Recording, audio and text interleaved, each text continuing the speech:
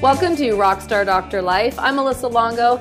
As a chiropractor, I believe we have the profound ability to impact our communities and people's health on a global level, while also enjoying rich and rewarding personal lives and giving attention to the things that matter to us. Each week, you'll hear an inspiring conversation to give you ideas and insights to rock your practice, pursue your passions, find more connection and meaning in your life, and create a life and business that works for you. Hey there, Rockstar listeners. I feel really honored today because I feel like I'm speaking with some chiropractic royalty and another really great chiropractic couple joining me today for a great chat about life as doctors and life as parents and awesome individuals is Dr. Kevin Jackson and Selina Sigafoose. Welcome. Hello. Hi. Selina, I have to say that I was thinking about this earlier, thinking like I feel really great that I'm old enough to have seen your father speak a number of times. Yeah, that is, we're finding, he's been gone almost 4 years, and we're finding a lot of people have had regrets not either having spoken to him or shook his hand or even coached with him. So, yeah. It's an interesting feeling. I'm sure, and from coming from such a chiropractic family, I'm sure there's no shortage of inspiration that you guys find yourself sharing, day to day and going through the same feelings that also being human and, losing your dad. Forget that he was a chiropractor. He was your dad too. So, I'd like to honor him and everything that he taught me over the years. I think I saw him speak majority of the time when I was actually a student and in my first few years after chiropractic school. But I certainly know that some of the things I learned from your father have stuck with me today. So it's great to have you here. Let's give everyone, most people will have heard about you too and have heard you, speak with the chiropractic women or on stages. But let's take everyone through like a quick snapshot of what's life like for you two right now. Well, right now we have a 18-year-old daughter who's getting ready to graduate from high school. She's a really great kid, really beautiful personality inside and out. She's a lacrosse player. She's one of those kind of kids you just want on your side. So it's been a really, really pleasant year watching her evolve and, being part of the drama that does go with teenage girls, but also seeing how she's evolved as a young lady. And then also our oldest daughter is 21, got married last year, so she's coming up on a 1-year wedding anniversary and is moving herself forward and going to be entering Life University in October. So we're really the mom and dad here to just hold our kids up and love them and support them and in every way, of course financially, but spiritually and emotionally and just enjoying these kids as young adults. Mm-hmm. That's where I'm at. Mm-hmm. And you both, you practice together. Have you always practiced together, Kevin? Yeah. We started out in Florida, and we had separate practices for a while. Selina worked with her dad, and I worked by myself. And one time we went to a Sigafoose seminar, a gathering, and we were doing this deep breathing exercises, and we were trying to get in touch with our true thoughts and our true desires. And after the seminar, I decided, I just can't be practicing away from my wife. So we decided that we were going to move from Florida and leave our practices in Florida and move to Pennsylvania. That's the only place Selina wanted to be. I wanted to go to South Carolina or maybe Ontario, but Pennsylvania was the place to be for her. So 27 years ago, we opened up, and we've been together ever since. And so you obviously were in practice before you had your daughters, and then I'm sure life changed, when the girls arrived. Take us through what that's been like for you guys. Did you have to adjust your practice hours as a couple? Do you always practice at the same time? Do you have opposite times? I know a lot of couples end up juggling their schedules when they have children so that one can be home with the kids. Well, what we did is we have different duties in the office. So I do most of the adjusting. I would say 90 to 95% of the adjusting. And then Selina does the doctor's reports and the x-ray reports and all the communication with the patients. So she was able to go from being like a full-time chiropractor to a full-time part-time chiropractor. and so she altered her hours in that way. How did that work out? Well, when we first had the kids, the first associate that we had just wasn't meshing right, so I had to jump right back in. So I took the bare bones minimum time off, but we had a nanny. And so she came in every day with our first daughter into the office, and I did work every day half days except Thursdays. And then I felt like, gosh, I'm half a day a mom, half a day a chiropractor. It was not working for me. So I switched it around after having the second child. And I just went to working all day, Mondays, Wednesdays, and Fridays. And I felt like I could be, full-time chiropractor Monday, Wednesday, and Friday, and then full-time mom on Tuesdays, Thursdays, and on the weekend. So it really, for me, in my mind, I think I ended up working more hours working the full days, but it was easier for shifting of gears and being all in whatever hat I was wearing. Yeah, that's something that so many parents struggle with, is when you're an entrepreneur, and especially as a chiropractor, because we love what we do so much and are so fired up and passionate about it. It can be really hard to shift gears and to be totally present in a family life, with your relationships, outside the practice. So that's a great strategy that you have. Kevin, how have you been able to deal with that as your girls have grown up? Good, because Selina's made my life so easy. All I really have to do is just show up in the office and adjust people.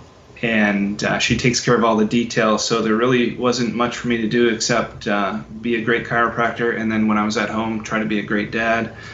So I really have to say that she has just made my life easy in that respect. So I was totally fine with everything. Yeah.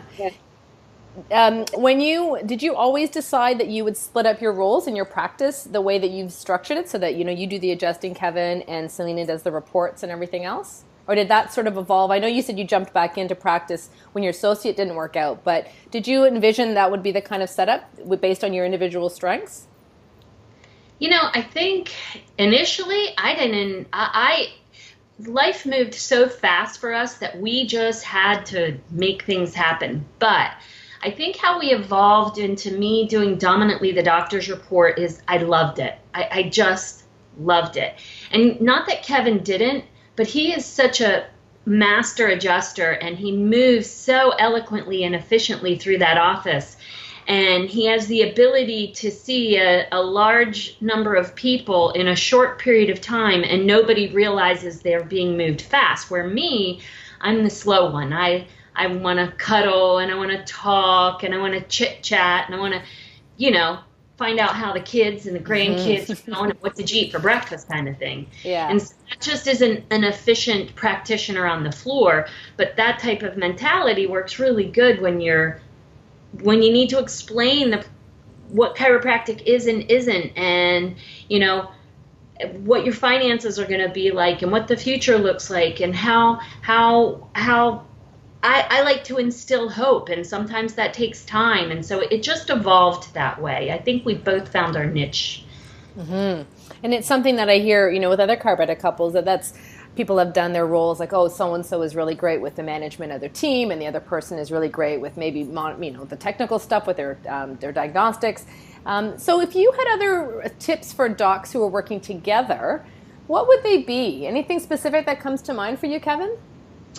Well, I'll tell you, I like our model so much, and it's the only model that I know. So if I was going to give an opinion to anybody, I would just let them know what it is that we do and how easy it's been for both of us, actually. Yeah, it's a good question, because we've had tons of chiropractic practitioners come into the office, tons of chiropractic couples. Everybody has their own little thing that they want to do.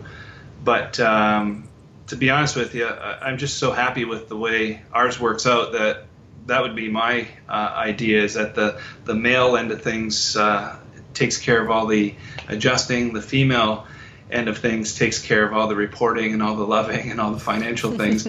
I don't know if that's some type of biased opinion that I have, but I'll tell you this much. I feel that I feel that people in general can really relate to a female when it comes to explaining their problems and going over it in detail and then meshing the finances together. I know that if I get involved in that stuff, I'm just so short and to the point that I don't know if I turn people off or what the deal is, but the only advice I have to give is what I've experienced, and I'd be willing to share that experience with anybody.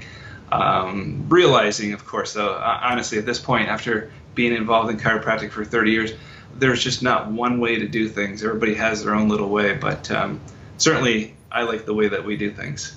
Mm-hmm. Do you have anything to add, Selina? Well, I think if you're asking that question from the standpoint of a couple, husband and wife in practice together, or any, actually it would be, I've seen it where, we have some people in the League of Chiropractic Women, two females that practice together and have from the beginning of time. And I will have to say that when you have two strong-willed individuals that are leaders, somebody has to be willing. In the nature of life, you don't have two chiefs in a village. Somebody has to be willing to take the second seat. And I think that that's what has allowed our success to be so great, that I feel like, I don't know that Kevin's going to agree, but I feel like that I've taken the second seat, that I'm willing to, I don't want to say be submissive. Doesn't describe me too good, but I am definitely willing to take second seat. That's the best way to describe, and be humble. And I think that's where we both have, if I could give anybody advice, I'd say be willing to be humble, be willing to admit you're wrong, be willing to say you're sorry. Mm-hmm. Life lessons for so many different ways. It's what's coming to mind is when I was able to chat with Danny and Richelle Knowles on the podcast. And, what Danny said was what works for them, and it's very much in line with what you just said, Selina, is that, when he's at the practice, he's the driver and she's the navigator. And then when at home, she's the driver and he's the navigator. And so there's this complementary relationship that happens, but they do acknowledge that in each of those situations, one of them is going to be the leader more than the other. And I think that's really healthy. Yeah. I think it saves your soul, too, because there have been times in the past, I will admit, that I've wanted to just scream and holler and throw in the towel, and I know he has felt the same way. But when you can just realize what your purpose is and try and see past your own ego, it keeps you grounded. Mm-hmm. And I like what you said, Kevin, too, about, having observed so much in 30 years of practice, and not only the variety of ways to practice. I'm talking about ways in such that, doing locums or being an associate or being a private practice, not, the variety of chiropractic that doesn't really speak to what we do as chiropractors with looking at the nervous system and the spine and the power within the body.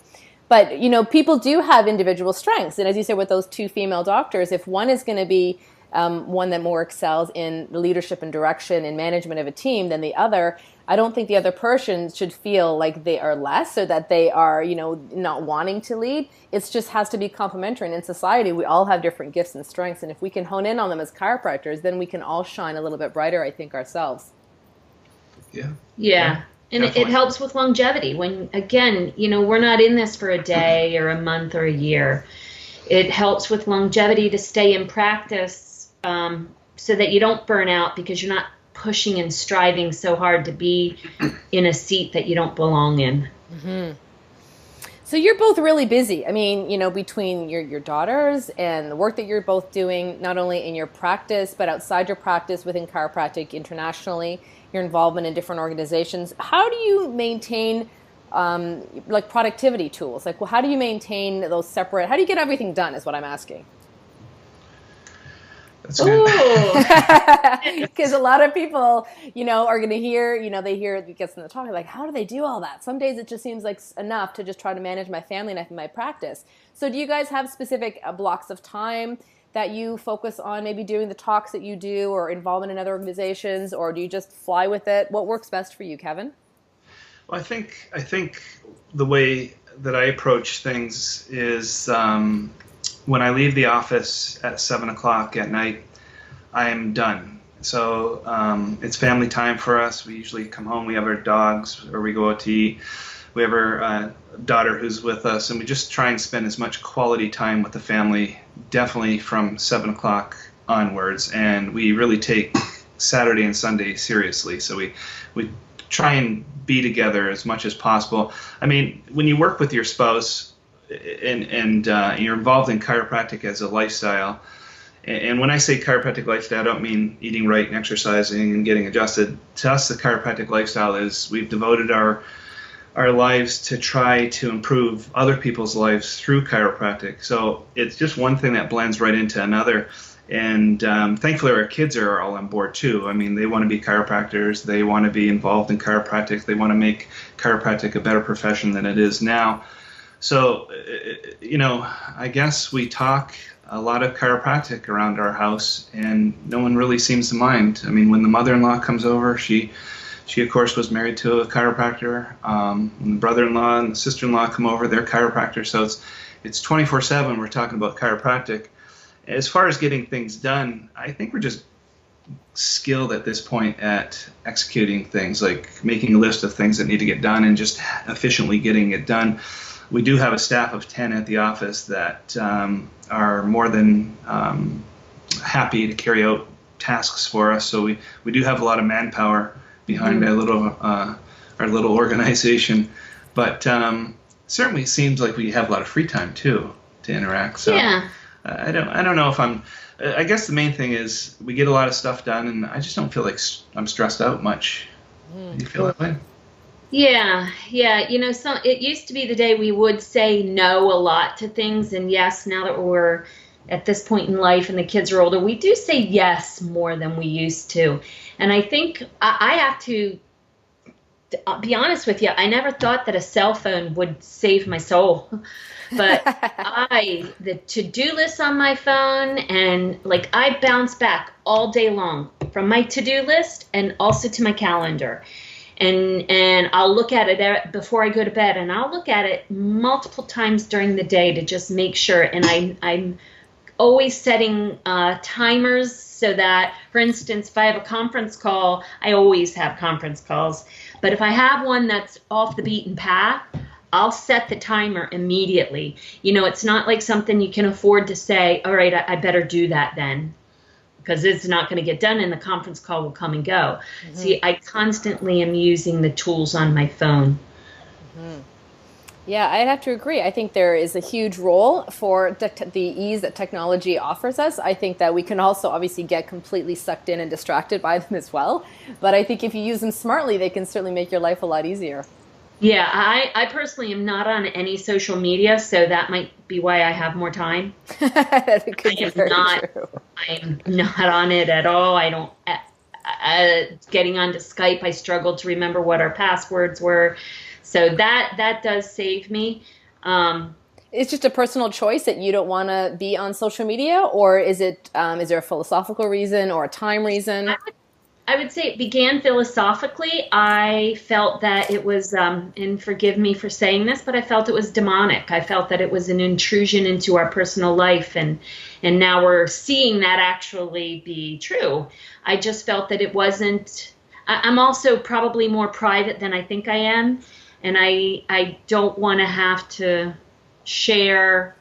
Not that I don't want to share, because I'll share anything with anybody face to face, but on that type of standpoint or that platform, it's just not something that ever appealed to me. Mm-hmm. But this is, a big part of the show is you've got to be you and do what's right for you. And as long as you're living in congruent, with that and your actions, then that's what works. It's awesome.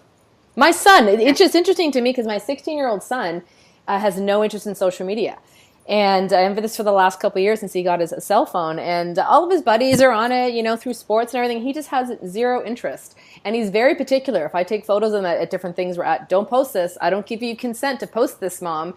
And I have to respect that, right? Because that's what we're teaching them. But it intrigued me because it's such a thing with the younger generations, obviously.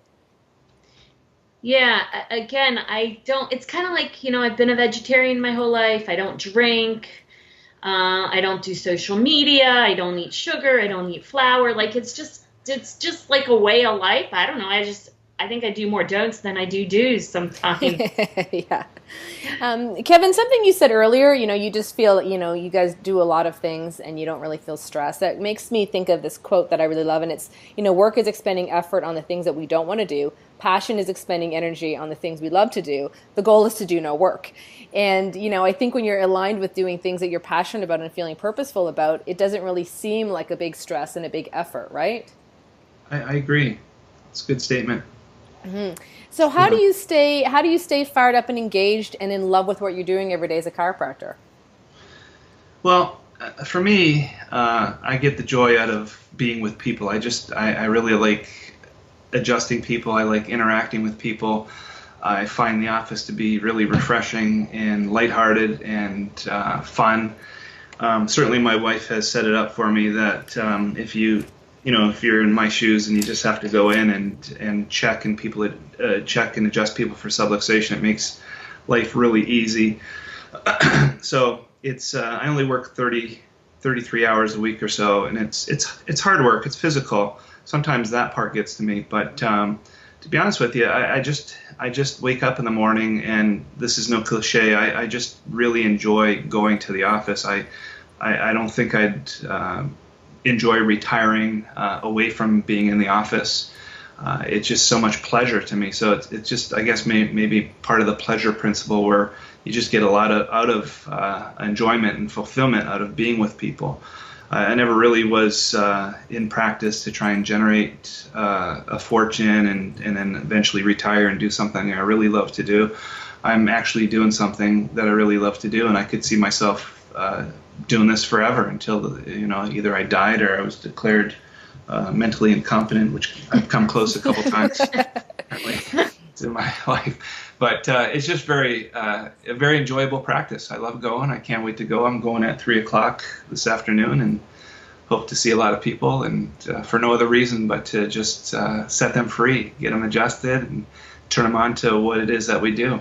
Mm-hmm. How about you, Selina? What keeps you so inspired as a chiropractor every day to go and share and do these amazing doctors, reports in your practice and give people hope? Well, I think we all have a purpose in our life, and I know and knew from a real young age that my purpose is to just serve. And I don't mind serving if I have to wash someone's feet, or I have to serve them by instilling hope and truth into their life, or serve them by just listening. So I truly do love to serve, or serve my family, serve my kids.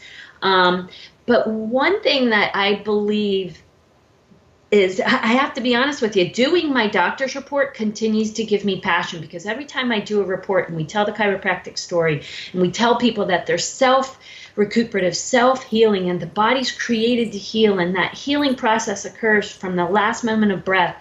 And when I say that all the time, and that the body, one thing that you got to remember is that you're going to be okay, you're going to heal, and that what chiropractic does is it restores your body back to your God-given blueprint. Like, how could you not be passionate about that? How could that not force you forward to say, listen, this is a no-brainer. We get massive success because our body is to restore you back to God's blueprint. Like, I have no doubts in our skills and abilities. So therefore, because it's not our skills and abilities, it's the body's ability to heal, and we're just the tools to restore them back to that.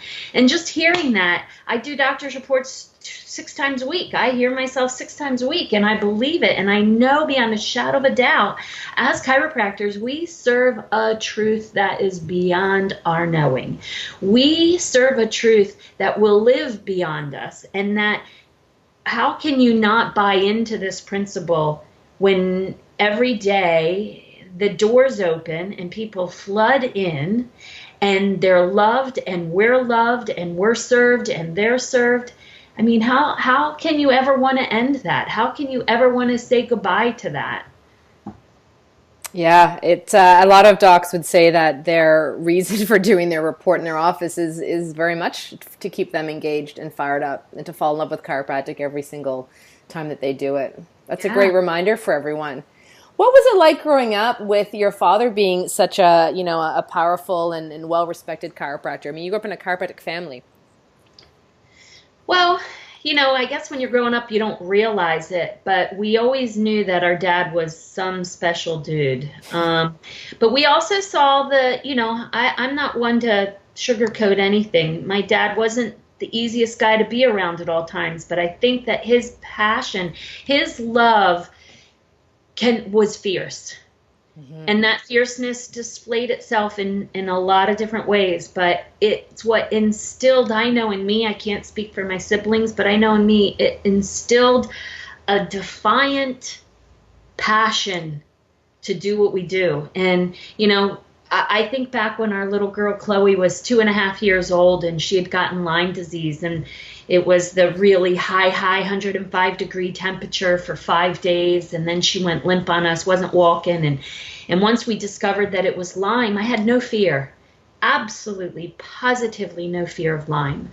I had fear of how were we going to attack it and how quickly could we get her to recover, but I had no fear because my parents taught us in oh so many ways that this body is created to heal. And it wasn't a chiropractic guru philosophy thing. We lived it. Mm-hmm. We lived it. When my dad took on a new technique, we were all adjusted by that technique. When my dad took on a new diet, we all fasted. We all did brown rice. We weren't allowed to eat M&Ms. They looked like pills. So I think as a young kid, he just instilled in us wackiness that gave us determination and feistiness to just say, hell no, you're not going to take us down. We're here to do what we do, and we're going to live chiropractic, serve chiropractic, sell chiropractic if it takes us 1,000 lifetimes. Mm-hmm. And would you say, obviously, you got to practice with him as well, and I'm sure he was a huge influence to who you are as a chiropractor, but other programs or chiropractors or events that, have really been huge influences for you in your life? DE was tremendous. Growing up, DE gave us a home, gave us a family. Because, when you live this type of lifestyle and then people look at you like you have 3 eyes and you kind of feel like, is something wrong with me because we don't medicate? Is there something wrong with me because we don't utilize traditional medical care or that we're not vaccinated? And so you kind of feel weird. And when you go to DE, you felt like, man, I'm so normal here. Mm-hmm. I'm so loved and accepted here. So DE was home. DE was family. It was a reunion. And then as we got older, New Beginnings has become our home. But I think now chiropractic, wherever it's at, is home. Mm-hmm. Yeah. Kevin, what would you say? Influences for you is the kind of chiropractor that you are today? Well, obviously, Sigafoose was a big influence. The first time that I heard him speak was at a DE in Miami, and I'd never really heard the chiropractic philosophy before. I went to Life, as you know, I went to Brock University first, and I got a rugby scholarship down to Life, and I just thought chiropractic was for low back pain. So as I was in Miami and I was listening to Sigafoose speak, I just was overwhelmed with just joy and amazement when I heard such a good rendition of chiropractic philosophy. It was just amazing, and it stuck with me forever. I bought it hook, line, and sinker, and I've made it my business to tell everybody about chiropractic, whether they're family members or patients. So that would be the biggest influence, is just hearing such a quality discussion about chiropractic. And being able to put it in usable terms. The other influence on me was Sid Williams. He was so off the wall, and what's a good way of putting it?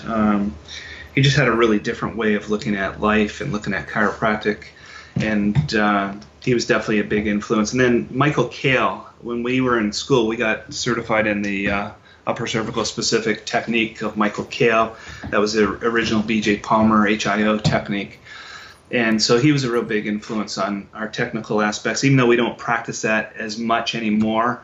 So those are the big 3 for me. Mm-hmm. Yeah. I'm curious now, did you meet Selina? I know you guys met, the first day of classes there at Life. Did you meet Selina and then hear Dr. Sigafoose speak, or did it happen in reverse?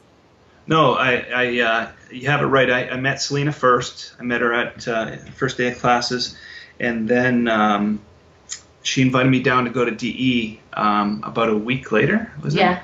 So we drove down to DE together, and it was about a 7-hour drive down to Miami from Atlanta. And we drove in this Honda Civic.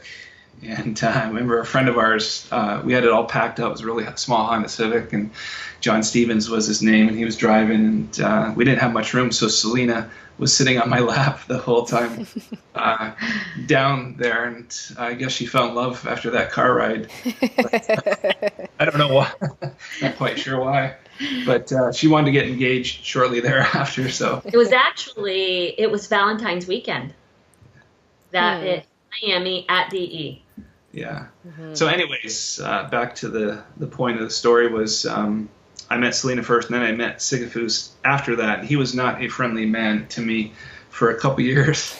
Because you were dating his daughter? Yeah, he just didn't like that at all. And to be honest with you, it was really rough for the first couple years. I mean, he was a nice enough person, but it was like I wasn't part of his family or part of his idea of who he wanted his daughter to be with. But it worked out in the end. We became really good friends by the time he passed away. And long before he passed away, but we were actually I knew him for 30 years, maybe 25 years. 28 years. 20 years, yeah. So we were actually very, very, very good friends for probably 25 years or so. But the first couple of years were really rough. But I heard him afterwards. I didn't know anything about chiropractic, to be honest with you. No offense to my chiropractor back home in Welland, but he really never said a word about the chiropractic philosophy. So yeah. You got on the track you needed to be on. That's a good thing. And I just somehow got into it. I went down to play rugby, and next thing you know, I was in Miami and getting married. Yeah. And for the record, Selina asked me if I wanted to get married. It was we were walking through the mall, and she says, "I really think we should get engaged and get married." And I didn't have any money, and so she lent me the money for the ring. So it's just for the record. That's how it went down. Well, what I'm loving about talking with you both is I can hear a lot of affection, a lot of love, between you. And relationships obviously are not easy. When you work together, that can add a different element to it as well. But how do you keep your relationship fresh? I mean, you're around each other a lot, because you got the girls and you work together. Do you take time out to just be, Kevin and Selina, and have dates together and time together, or any relationship tips? Because there's a lot of docs listening, obviously, that do practice together, or docs who don't practice with their partner, but also struggle to find time to make time for the people they love and their relationships.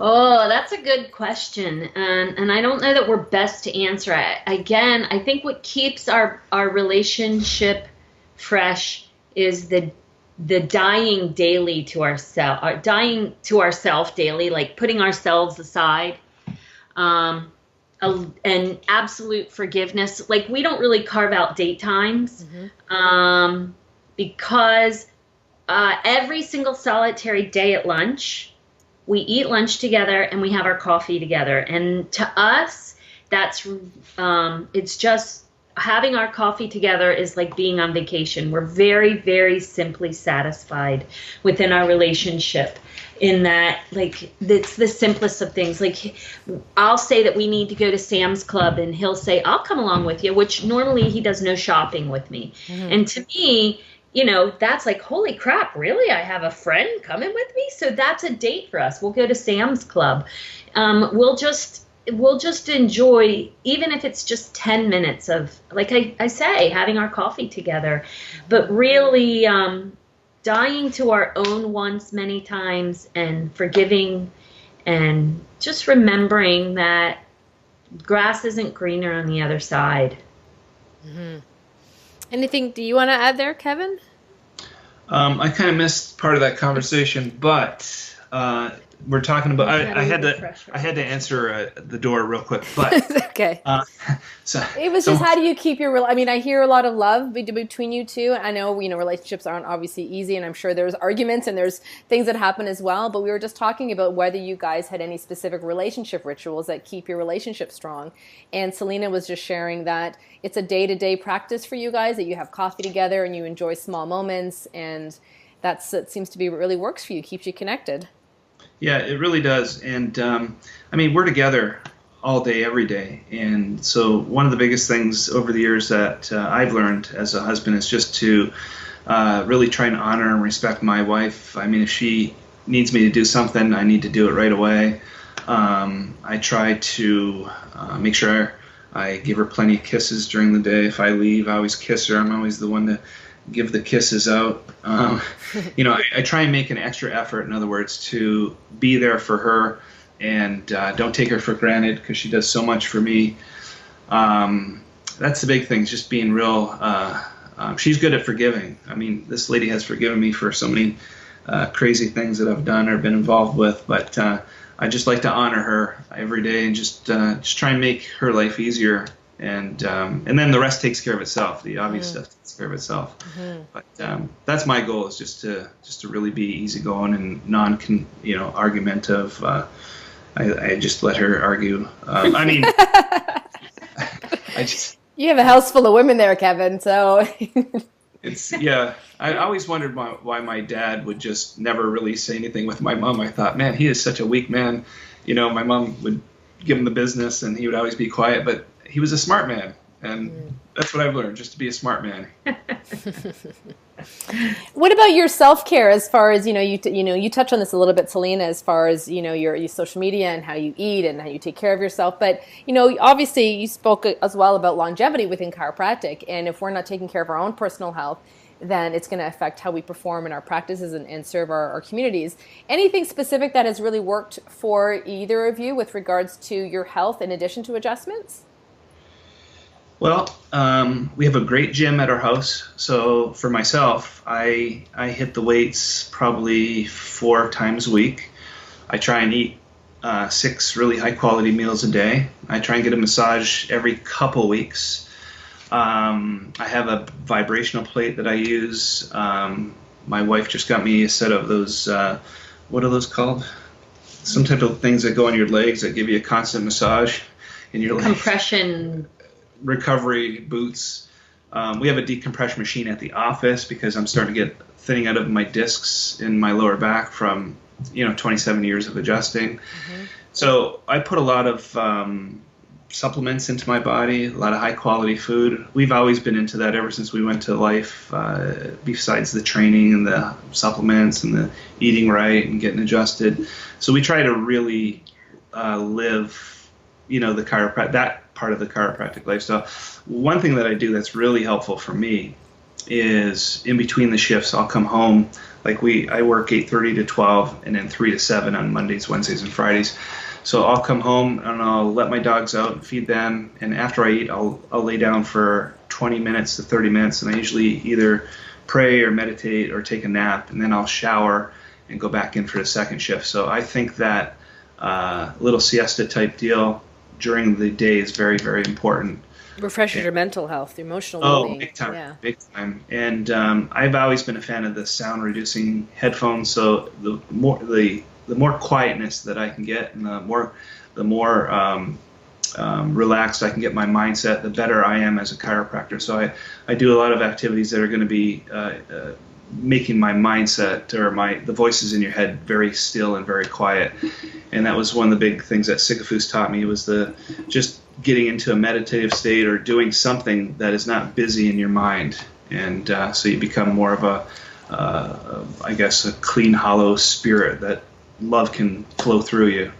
So yeah, that's important for me. Of course, having a glass of wine every night is top of my list of priorities, even though my wife doesn't drink. Yeah. Selina, anything specific for you? I like to get up before anybody else gets up, and I have sent to my phone, again, another great tool, my devotions, my scripture readings, and some video. So I try to get that all done before anybody else in the house wakes up, including the animals. Then I've always been an avid worker outer. I love group fitness type classes, so I have a personal trainer, and I go to a couple of other gyms. Plus, Kevin we have our gym here, but I don't use it so much because I like to get out of the house. I have to create it as an appointment. to do it. But I do have one of those Peloton bikes that he got me for Christmas, and I enjoy that if I don't leave the house, if it's yucky out. Mm-hmm. So my hobby, if somebody were to ask me what my hobby is, it's grocery shopping. Because when you eat a lot of fruits and vegetables, you got to go to the grocery store a lot. Yeah. I probably go 3 times a week, or send somebody, and working out, and then reading. I look at my spiritual relationship as I feel like God wants to have a personal conversation with me, and I have to be quiet enough to hear it. And I feel like that there's so many clues and so many whispers around us that if we just shut up and clear our mind, we can hear all that he wants for us. And so I find the morning time is the best time to get that. Mm-hmm. You two have seen a lot in your time in chiropractic, 30 years, as you said. What do you think are some of the things that have changed? Well, I know that's a really easy question, right? But I'd love to know what you've seen. Yeah. When I look at when I was a kid and how I said that I felt like everybody looked at me with 3 eyes. Now I feel like everybody looks at us as, wow, they do something spectacular. They serve and they change lives. I don't feel the odd man out. I feel like we now in chiropractic, because we serve a truth, that people are waking up.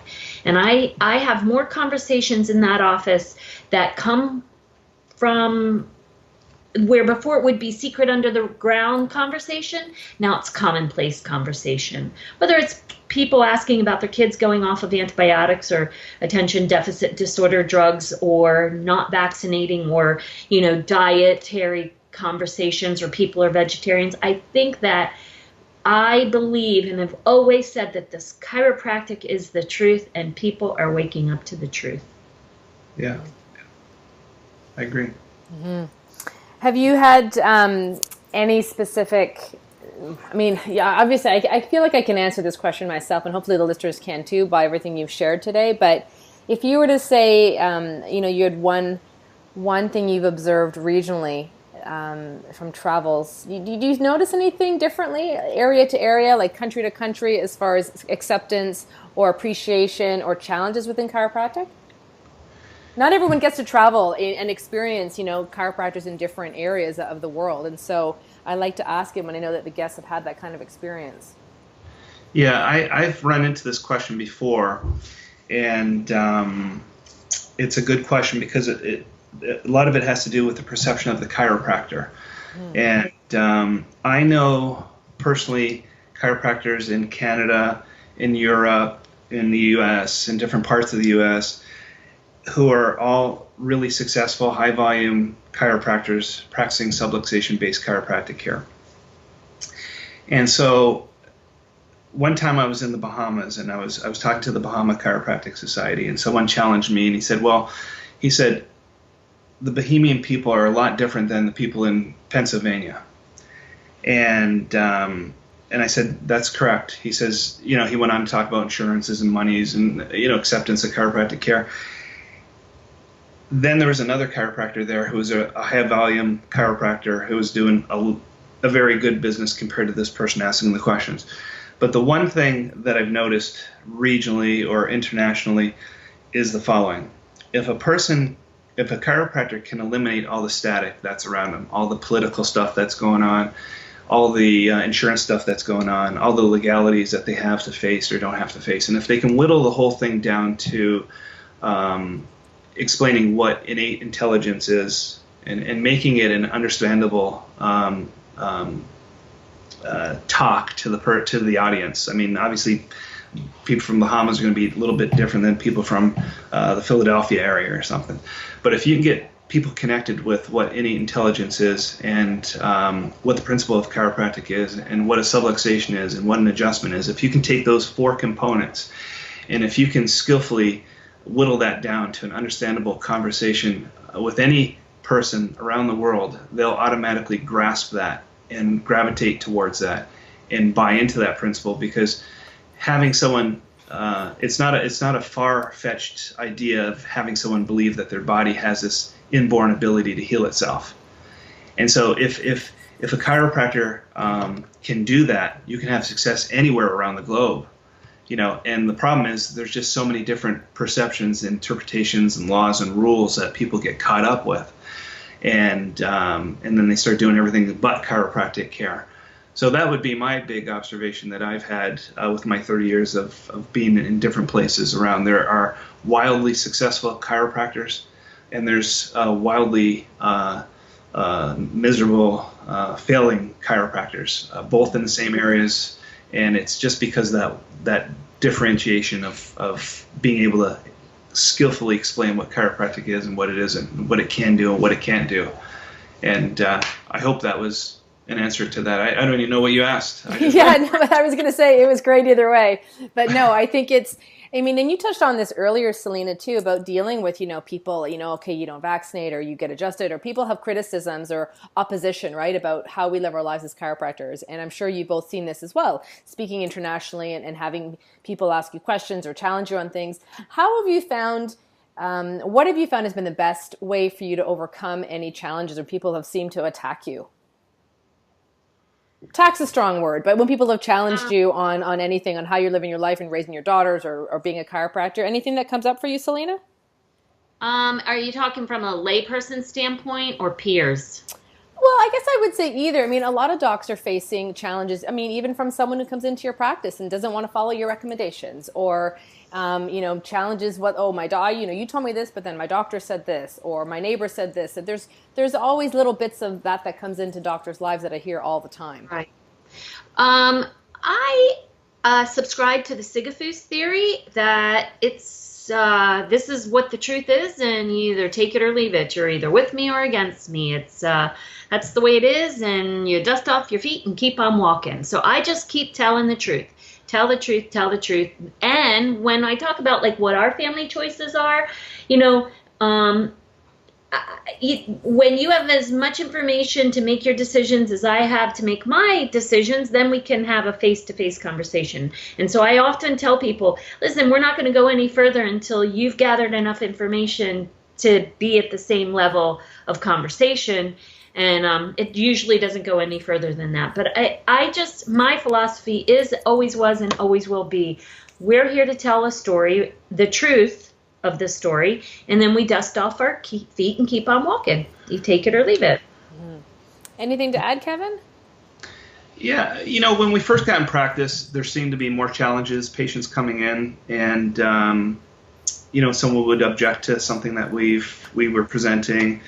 And I don't know if society has changed over the last 25 years of practice or 30 years of practice, but it just doesn't seem like there's much challenge anymore in the office. There are people who start and never come back, so that could be the ultimate way of saying, hey, I wasn't in agreement with what you said.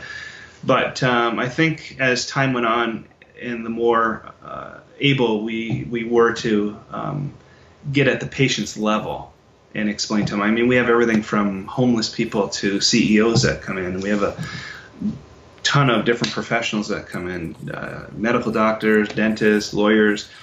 And I think I think for us, the better we got at explaining at someone's level of acceptance, it really made a big impact.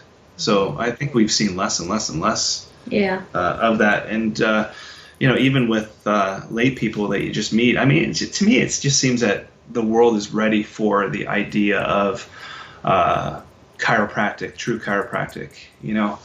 I think chiropractors need to wake up and get on board with that and start. 'Cause the public certainly seems to be. Right. We get to the office, and I honestly, some days I honestly have to tell Selina, I say, I don't know where these people come from. In fact, I don't even know why they come. That's a tongue-in-cheek type statement.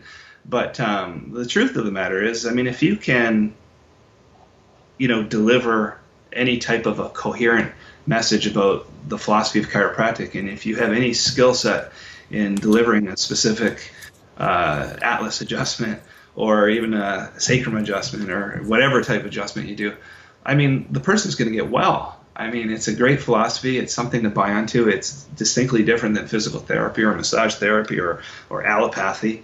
It's just neat to see people wake up to, chiropractic. And I just wish, honestly, when I say this, I wish if anybody's listening or who's ever listening to the podcast, I mean, check yourself, see if you can't get back to more of true chiropractic, because it really is just a blast, and it's a blessing, and it's enormously successful for usually if you can get to that level. Yeah, and if you're not feeling that way, then you need to find out how you can get back to that place of being in love with what you do as a chiropractor and seeing the miracles in your office, and whether it's finding different doctors to mentor with, or to observe, or things to read, or things to listen to, you got to get that love and that certainty back. I'm with you. Yeah. That's a good statement about mentoring. I love coaches, and Lord knows we have a ton of coaches in the chiropractic profession. And a lot of times it's a lot of money for someone struggling to pay $500 or $600 or $700 a month. But one of the things that we do, and we like to do, is we just like to have people visit our office. I mean, we've had probably the last month, we've had someone in every week. And it's nice just to give back as a chiropractor to someone who's not doing well, or maybe they've lost their way, and we just had a young guy who came in from somewhere in the Midwest. I won't mention any places because I don't want him to identify. But, he called us about a week after being at the office, and he was already seeing changes in his office in a good way. And the point of the conversation was, if we can mentor more to the people who need help, we can really uplift the profession. I mean, the biggest problem in our profession is we just need to see more people. We need to reach more of the public. I mean, if we're only in the United States, if we're only seeing 7% of the population, chiropractors in general just need to double their volume, see more people. And there's easy ways to do that, and it's called practicing chiropractic. Mm-hmm. And trying to eliminate all the other stuff that we do. So just my thoughts, and I didn't want to really go in that direction, but it's important stuff to me. I want to see chiropractic thrive and survive. Yeah, I'm listening to both of you speak, and I'm feeling like, Selina, you must feel off your doctor's reports, because, the selfish reason that I love doing these podcasts is because I get excited and inspired by every conversation that I have.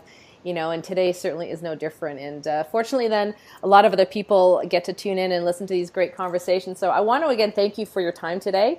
I know that you have lots of things going on in your life, and I want to acknowledge and appreciate you for taking a little bit of time to spend with me. And I know that there's a ton of value that our listeners will get from this conversation.